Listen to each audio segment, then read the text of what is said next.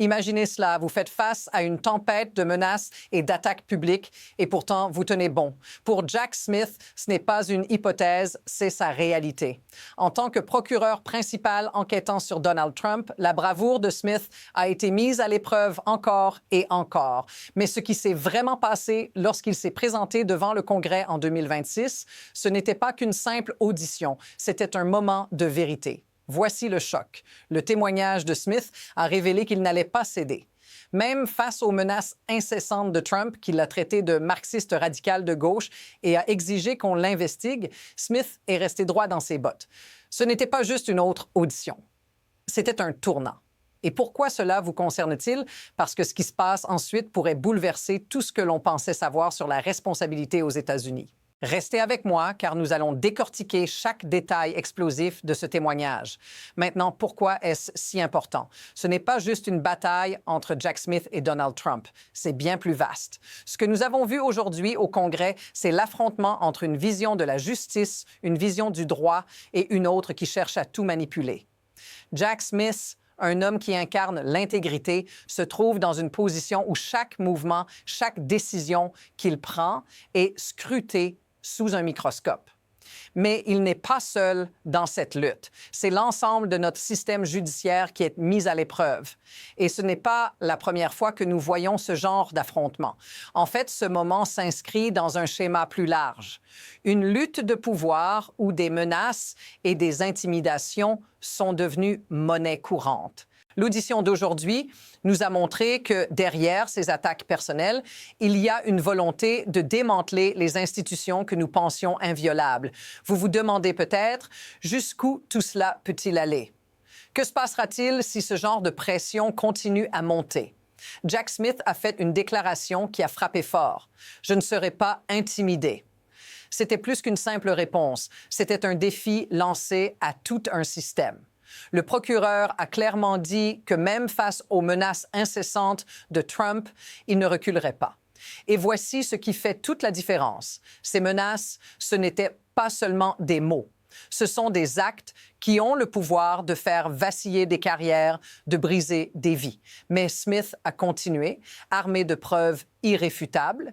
Il savait qu'il avait l'élément crucial, des preuves solides que Trump avait commis des crimes graves. Et voici la partie la plus intéressante. Tandis que Trump menaçait Smith, ce dernier n'a pas seulement résisté, il a retourné l'argument contre lui.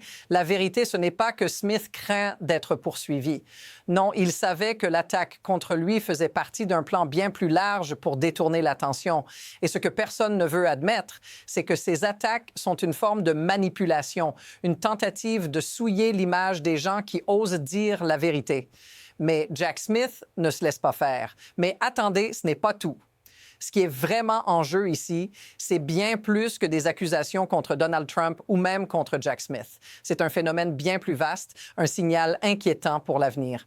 En regardant cette audition, vous avez probablement remarqué quelque chose de troublant. À chaque intervention de Trump, à chaque attaque, le système judiciaire se fragilise un peu plus.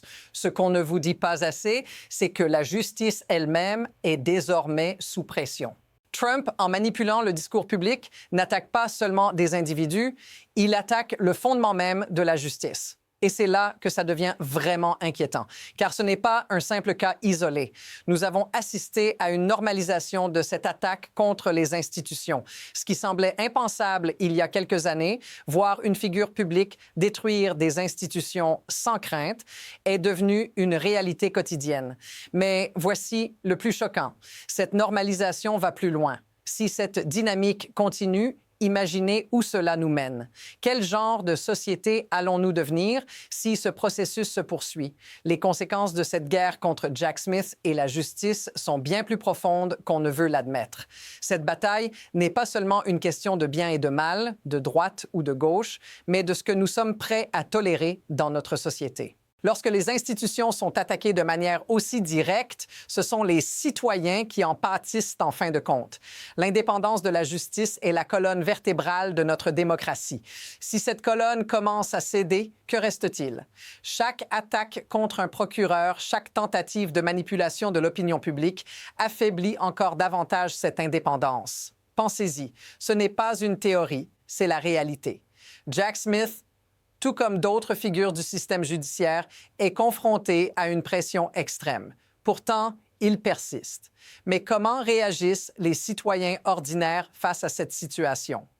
Pour eux, c'est une guerre indirecte, mais bien réelle. C'est le genre de situation qui affecte la vie quotidienne, qui crée des zones de tension invisibles dans chaque recoin de la société. Et ce n'est pas une guerre que l'on peut ignorer. Si cette dynamique continue, les conséquences pour vous, moi et tout le pays pourraient être bien plus graves que ce que l'on imagine aujourd'hui. Ce qui est en jeu ici, c'est bien plus que des conflits personnels ou des stratégies politiques. C'est une question systémique, une question de pouvoir. Le pouvoir de manipuler, de détourner la vérité, de modeler la réalité selon une vision particulière. Jack Smith incarne ce qui semble être une rareté aujourd'hui, un homme qui agit selon la loi, qui suit les faits, coûte que coûte. Mais il ne fait pas que suivre la loi, il l'incarne même lorsqu'elle va à l'encontre des puissants. Cela nous amène à une question essentielle. Pourquoi la justice semble-t-elle de plus en plus vulnérable face à des figures comme Trump?